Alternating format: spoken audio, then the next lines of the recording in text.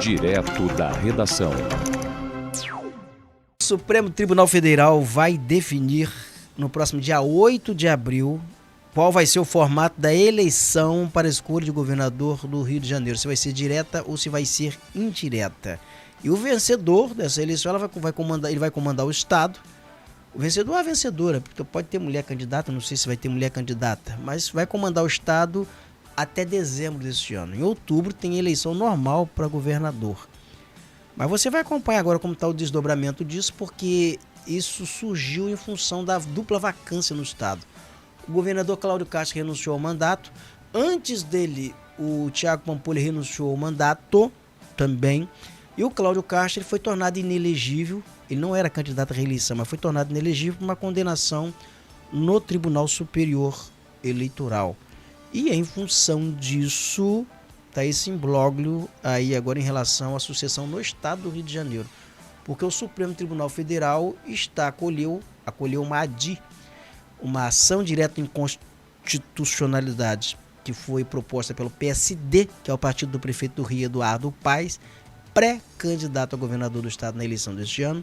Ele argue que a dupla vacância no estado do Rio de Janeiro é uma farsa, porque o Cláudio Castro ele renunciou um dia antes de sua condenação no TSE. Então é com base nessa ADI que o Supremo Tribunal Federal vai julgar essa questão do Rio de Janeiro. E o Edson Fachin ontem, portanto, anunciou a data, vai ter que definir até o dia 8 de abril. Vamos entender na reportagem do Vladimir Platonov. O anúncio foi feito pelo presidente do STF, ministro Edson Fachin. É mais uma reviravolta nesta verdadeira novela política que se transformou o processo de sucessão ao governo aqui no Rio de Janeiro. Lembrando que na semana passada nós tivemos a renúncia de Cláudio Castro, a posse do presidente do Tribunal de Justiça, Ricardo Couto, e tivemos ainda a cassação de Castro pelo TSE. Tivemos ainda a eleição do novo presidente da Alerj, deputado Douglas Ruas, que foi anulada no mesmo dia pela Justiça Estadual. Embora o STF estivesse formando maioria pela eleição indireta aqui no Rio, agora existe uma corrente de ministros defendendo a eleição direta que aconteceria no mês de junho. A favor da eleição direta está o fato de que o povo poderá escolher o próximo governador até o final do ano. Contra a eleição direta está o argumento de que o tempo é curto, que o processo custa dinheiro para realizar essas eleições aqui no Rio de Janeiro. Mas nós só saberemos a decisão final do STF na quarta-feira da próxima semana, dia 8. Enquanto isso, o Palácio Guanabara segue sem governador, pois o governador interino, Ricardo Couto, prefere despachar lá no Tribunal de Justiça. O Palácio Guanabara se tornou uma casa mal assombrada, então o governador interino está com medo de entrar lá dentro, está com medo do que vai encontrar lá dentro. E ele tem medo, porque todos os ex-governadores que passaram pelo mundo foi preso. Então para sentar medo. Naquela cadeira ali. Tá com medo, rapaz. Cadeira elétrica. É complicado. Complicado. Roberto, não se fala outra coisa hoje, desde quando amanheceu o dia, sobre essa retotalização de votos de 2022, né, que o TRE vai fazer após a cassação do Rodrigo Bacelar. Explica pra gente aí sobre essa retotalização. Não vai ser do próprio partido de Rodrigo, pode ser de outros partidos. Não, vai ser de outro partido, porque o que acontece? Mas não tem que o Rodrigo saiu daquele partido, não tem que ser alguém ligado àquele partido? Não. Os votos do Rodrigo eles são anulados, então os votos, ele se elegeu pelo PL. Certo, e não então, pode ser ninguém no PL? Não, perde os votos, o PL perde uma cadeira, na verdade, né? Então o Rodrigo, ele foi eleito pelo PL, então os votos que o PL teve, os 90 e poucos mil votos do Rodrigo naquela eleição, eles são anulados, perdeu. Aí o que acontece? O quociente eleitoral ele vai ter que ser recalculado. Vai haver uma retotalização dos votos. Então o PL perdeu aqueles votos e na retotalização vai ter impacto em outras cadeiras. Mais um deputado ali, vai haver uma dança de cadeira. Sai mais um deputado e entra outro de outro partido. Entendi. Me parece que pela retotalização que fizeram aí informalmente, vai entrar um do PP, é isso que eu te perguntar. do Partido do Progressistas, Eu não sei agora qual é o outro partido que entra, não me lembro aqui, mas foi feito, já fizeram. Porque as pessoas sabem fazer, sabem retotalizar. Esses caras que são dirigentes de partido, o Vinícius Cordeiro, por exemplo, que é um fera nisso, ele sabe retotalizar. Vou até ligar para ele para saber quem entra e quem sai. Amanhã já vai saber também, porque uma vez retotalizando hoje... Que horas hoje? Vai anunciar hoje, no final da tarde? Vai. Aí amanhã já toma posse? Aí já a Assembleia convoca, tem que convocar. Sim. Se o TRE retotalizou, tem que chamar e tomar posse. Aí que já começa de novo. Mas não tenha dúvida de uma coisa, Fabrício. O que vai acontecer, eu vou até falar aqui, eu vou pegar aqui porque eu vou profetizar o que vai acontecer.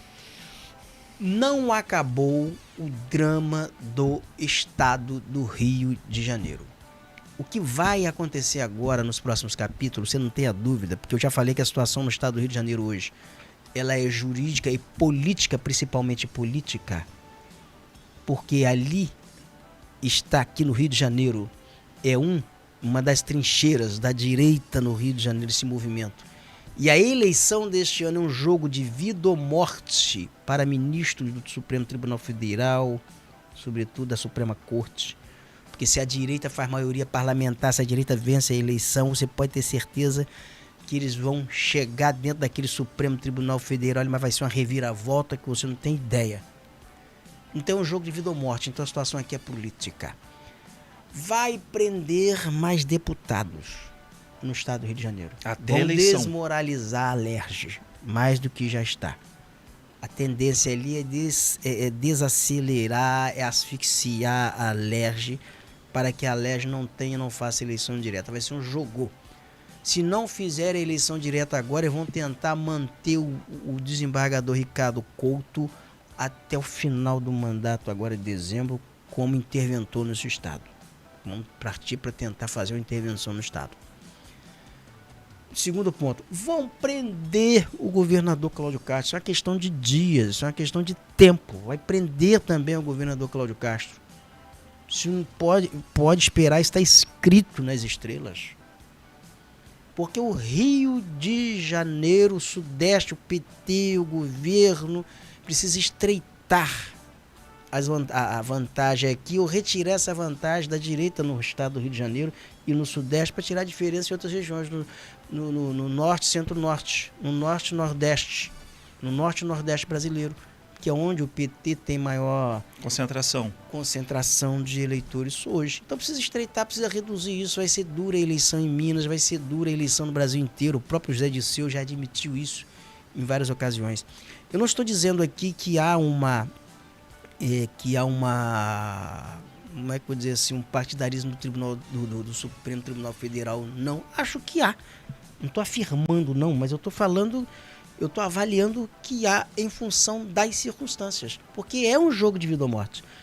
Cara, havia uma tentativa de golpe aqui no Brasil, num período no governo Bolsonaro. Isso foi engendrado com participação de militares, de forças especiais do Exército. E o que esse pessoal tramava era a morte de Alexandre de Moraes. Esse pessoal se referia a Alexandre de Moraes em São Paulo como professora. Está lá nos escritos, lá nos WhatsApp que foram capturados pela Polícia Federal, dizendo, olha, a professora hoje está em São Paulo. Olha, a professora vai para a posse do ladrão, do Lula. Então eles monitoravam os passos do Alexandre de Moraes. Se lá atrás eles fizeram isso, numa situação muito mais, digamos assim, adversa, porque havia um confronto eleitoral, riscos da direita perder a eleição. Você imagina hoje, se esse pessoal tem maioria parlamentar, se esse pessoal entra com força, entra nomeando ministro de Exército, ministro de Marinha, ministro de Aeronáutica, esse pessoal com poder na mão e com gosto de sangue na boca que esse pessoal tem. Então, assim, não sejamos ingênuos. É jogo de vida ou morte para o Supremo Tribunal Federal, é jogo de vida ou morte para o próprio PT, a existência do PT, porque é um risco existencial do PT como partido político que esse pessoal ganha a eleição. E todo mundo já sabe as intenções do núcleo duro desse movimento. Então o Rio de Janeiro, pode ter certeza, a sentença do Estado, da classe política, do movimento de direito no Rio de Janeiro, ela já está assinada, já está encenada. É cova, é cadeia. E o Cláudio Castro não entendeu uma coisa lá atrás. Ele, com o presidente da Alerj, com o Rodrigo Bacelar, harmonicamente, quando estavam, de forma harmônica, eles seriam muito mais fortes. O Cláudio Castro, naquela pulada de alambrado que ele deu, ao se acotovelar com o Rodrigo Bacelar, em defesa, em tese, que não foi, a briga não foi por aquilo. O Washington Reis brigou por nada. O Washington Reis está com quem? Está cuidando do pai, não está com ele? Faz até críticas a ele. Tudo começou ali, né? Não, tudo. Em tese, a coisa começou antes dali. Mas se agravou nessa situação. Ali foi a desculpa. Olha, já não estou mais com você, vamos romper. Ali foi a desculpa para se romper o que já estava corroído algum tempo antes, por razões que eu não sei quais foram. Eu não sei quais as verdadeiras razões disso. O Cláudio Castro não falava com o Rodrigo Bacelar, eles não se falavam já há alguns meses. Não desde que ele juntos, viajou, a gente não via mais contatos. Ele viajou para o exterior, ele voltou. Sim. Depois daquela crise ali com o Washington Reis. Ele nunca mais ligou para o Rodrigo, nem o Rodrigo com ele, nunca mais estiveram juntos, eles nunca mais conversaram. Ali então começou uma arranhadura ainda maior. Ao observar a divisão, pronto, enfraqueceu. Já é bíblico isso, né? Um reino dividido Mas não prospera. Perceptível, quando o Rodrigo foi preso pela primeira vez, Cláudio Castro em nenhum momento se manifestou em apoio, solidariedade, por mais que ele seja governador imparcial, mas a gente não via um gesto, uma manifestação dele, ali a gente já começava a entender que estavam separados. Ele teve um encontro com o pai do Rodrigo, eles se encontraram, eles conversaram, porque se gostam, mas né, com publicamente o pai. Não teve nenhuma manifestação, isso que eu estou falando. Nenhuma manifestação, porque se tratam educadamente. Não sei se era medo, mas receio. Acho que o grupo que está no entorno ali, que ficou no entorno do Cláudio Castro, enclausurou ele, colocou de uma forma e provocou essa ruptura entre ele e o Rodrigo Bacelar, que prejudicou os dois. E levou os dois para o limbo. O Rodrigo Bacelar, certa vez, conversando comigo, a gente conversou, uma das últimas vezes que a gente conversou, né? E ele mencionava assim, a estratégia equivocada do Cláudio Castro. Essa ruptura, esse distanciamento do Cláudio Castro é um distanciamento inconsequente. Ele não está avaliando consequências para ele, para o grupo, porque vai enfraquecer o grupo todo. E nós estivemos tão ligados nesse período todo, nesse período aí que a gente esteve no governo, porque nos tornamos praticamente irmãos siameses. Então como é que você separa dois siameses sem trauma? Não tem, é difícil, né? É traumático. Então ele falou, então acho que é uma consequência. E o Rodrigo tinha assim, um carinho pelos filhos, tem um carinho pelos filhos do Cláudio, inclusive os filhos dele que gostam muito, as crianças, porque o Rodrigo é um cara carinhoso com criança, né? Não falo com as crianças dele um tempão, a gente não se fala, não tem mantido o contato. Mas há uma pelo menos é o que se comenta internamente, né? Que o alfa, quem manda em Cláudio Castro não é Cláudio Castro. O alfa de Cláudio Castro é a primeira dama, é a esposa. Eu ia falar agora a esposa. É a esposa, é a mulher que impõe ali, a mulher. Atrás do homem tem sempre uma grande mulher. É, a mulher que. Nós já vimos essas cenas em outros lugares, né? Mulher que manda. Eu tô contando bastidores de política aqui, porque a gente vivencia isso, a gente está vivendo, algumas coisas a gente percebe. A gente comenta, outras não. Muita gente não vai comentar, não vai falar, por questões até de ética profissional. Ética profissional, mas isso que se desenhou. Mas pode ter certeza que ao chegar em Rodrigo, eles iriam atrás do Cláudio Castro e agora vão pegar.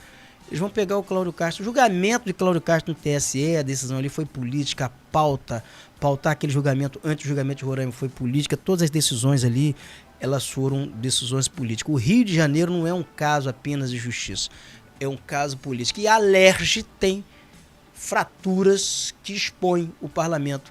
Porque a Alerj tem bandidos eleitos deputado? Tem. Mas bandidos que receberam registro, filiaram a partido político, foram diplomados pela Justiça Eleitoral, logo a Alerj teve que convocar. E tem muito bandido lá dentro que está na mira da Polícia Federal e que vão ser presos e que merecem ser presos? Obviamente que tem.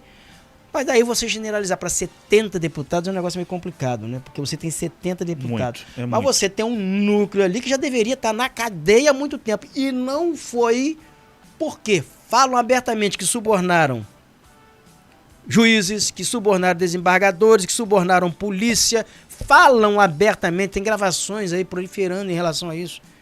Deputado que está encrencado aí fala por que até hoje não foi preso. Isso tem. Então você tem gente ali que realmente é preciso uma intervenção ali, a justiça, a polícia, e já chega tarde. Já chega tardiamente. E se talvez não fosse essa crise no Rio, nem chegaria neles, ia passar. Ia Passar ficar. despercebido. Passar despercebido, porque ia ficar. E deveria investigar, prender não só deputado, mas saber de delegados, saber de juízes, saber de desembargadores, porque esses processos não andaram, gente. Por que isso está acontecendo só agora? Eu acho que tinha que chamar esses delegados nas delegacias onde esses inquéritos iniciaram, porque esses inquéritos ficaram tanto tempo adormecidos. Se futucar, se cutucar, vai achar podridão. Então, assim, eu acho que não é só a Alerj que tem que ser investigada, não é só deputado, eu acho que tem muitas coisas, muita gente que tem muito o que falar, tem muitas contas a prestar. Acho que vai ser nesse ambiente que o Rio de Janeiro vai fazer uma eleição extemporânea. Não sei se vai conseguir fazer eleição direta, tá? Isso que eu te perguntar. Como é que vai organizar? Acha o quê? Direto ou indireto? A lei manda que seja indireta. Mas sua opinião? Tem que ser indireta. É o que vale o que está escrito. Vale o que está escrito, rapaz. O direito nosso é positivado. Eu não quero saber se Cláudio Castro renunciou um dia antes, horas antes. Não, ele renunciou. Então a regra do jogo manda, ele renunciou antes. Ele já não era governador quando ele foi condenado. A eleição é indireta. Não importa se ele usou de manobra jurídica. Mas não está lá. A lei não permite, não tem brecha na lei para que ele usasse de manobra, se for o caso. Acabou. Então a eleição, na minha avaliação, ela é indireta. Eu não sei se o Supremo vai topar fazer uma eleição direta com custo, porque você tem que ter campanha eleitoral. Para nós você vai ser horrível. Você tem que seminar a urna eletrônica, isso leva algum tempo. Tinha que ser facultativo, e votava quem quisesse. Vai ser uma vergonha, porque muita gente não vai votar. É isso que eu tô falando. Vai ser um índice de abstenção enorme. Enorme. Tenho certeza absoluta.